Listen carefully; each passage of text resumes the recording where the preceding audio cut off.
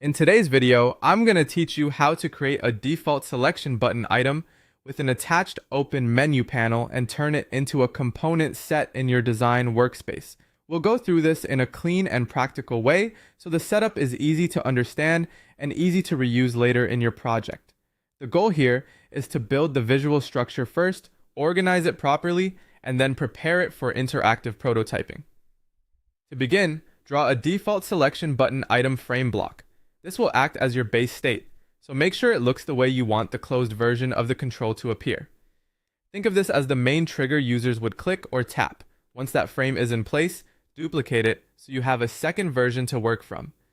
Keeping a duplicate helps maintain consistency between states and saves time, since you won't need to rebuild the styling from scratch.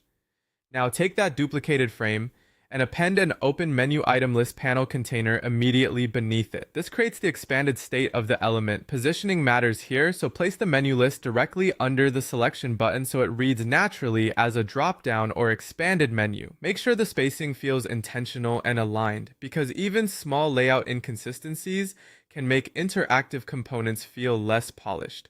At this stage, you should have one frame representing the default closed state and another representing the open state with the menu visible below it.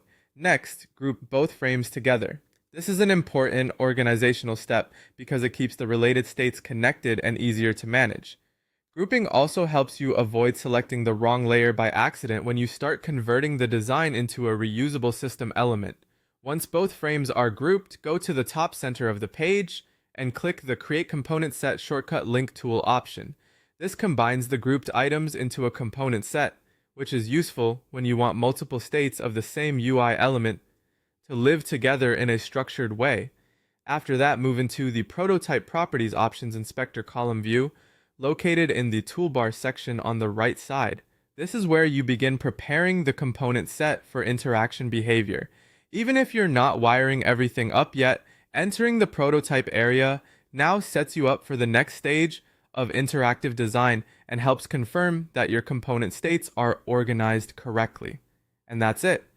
You've created the default item, built the open menu version, grouped them, converted them into a component set, and moved into the prototype settings area so the element is ready for interaction planning.